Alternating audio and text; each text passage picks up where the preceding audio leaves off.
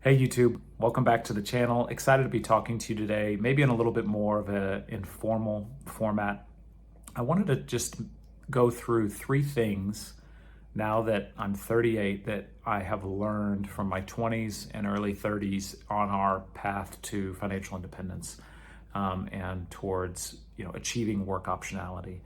And for point number one, what would I do differently about the last, call it 16 years? One of those things would be as I came into our marriage, and whether that's, you're dating someone in a long-term relationship, you're engaged, you're already married, I made the mistake of assuming that my passion and enjoyment for personal finance things would be my wife's passion and enjoyment for personal finance things. And so mistake number one is I didn't work on the power of persuasion. I didn't trust that her way of viewing things was just different. It wasn't wrong, right? So I put a lot of labels on my journey, my path, my way of seeing financial independence being the right way and anything else being the wrong way. And so a huge learning for me, and what I hope one of the things you can take away if you're younger than me or you're still on the journey like we are, is trust that a different way of doing things is not wrong. It's just exactly that, it's different. Trust that the power of persuasion and bringing people along for a learning journey is much more powerful than coercing or forcing any sort of change with someone else. So that's been a powerful thing, something I wish I would have done better early on in our marriage. Point number two, what would I recommend or hope you would learn from our journey is that we went way too hardcore, way too early in our budgeting and financial journey. Now, on one hand, you could say, great, when you're young, you got the power of compound interest on your side. Why would you not, go hard and put on all the extra effort and work when you needed to? I get that. In some ways, I'm grateful that we got started on some of those savings, but I almost look at it kind of like a diet, that you hear people go on a really, really strict diet. They'll cut out all sugar or all carbs or, paleo or, carnivore diet, whatever it is, caveman diet, all these kind of hardcore approaches to dieting. And maybe they're on it for a week, 2 weeks, a month, even 6 months. Great. And they fall off because it's not consistent. It's not sustainable. And that was a big learning for me, is what is our path going to look like of our journey being sustainable towards financial independence? And because we went so hardcore tracking every single penny we spent for probably the first 2 years of our marriage, we had an app.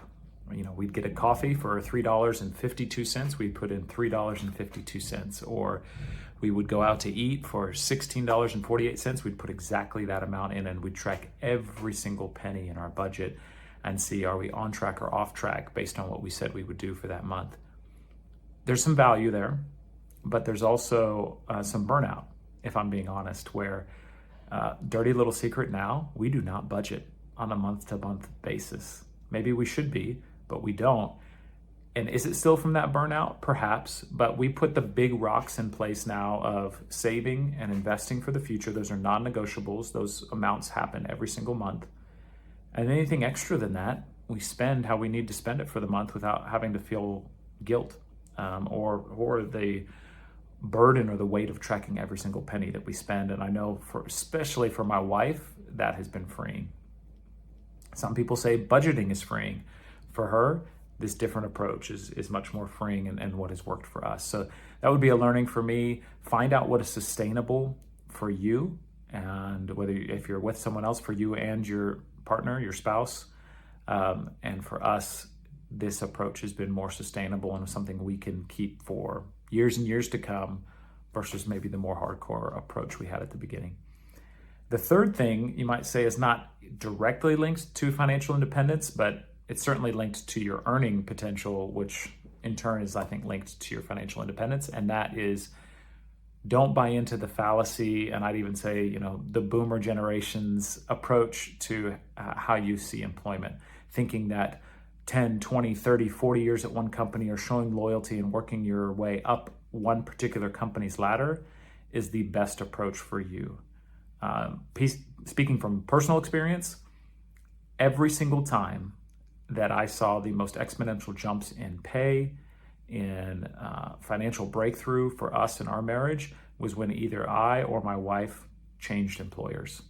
We switched, and we would get bigger locus of span of control. We would get more pay. We would have more experiences to learn from new environments, having to work with new people. All those things were super valuable for on our financial journey. And I wish I would have learned that even sooner, because it took me 5 years before I switched from the first company I started with, coming right out of college.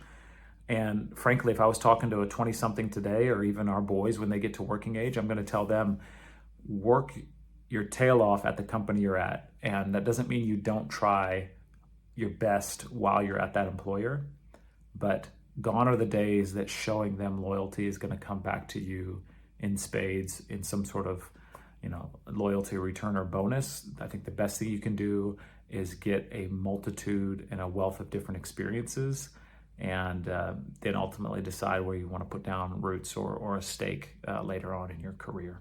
So those are 3 things that I hope are valuable. If you're in your 20s or 30s and you're coming up, I'm 38 now. I got a lot more to learn. The learning is not done. I'll have tons of more things in our 40s and 50s that we learn. But right now, those are 3 things that hopefully is helpful to at least somebody out there. If you liked this kind of style and format, comment down below.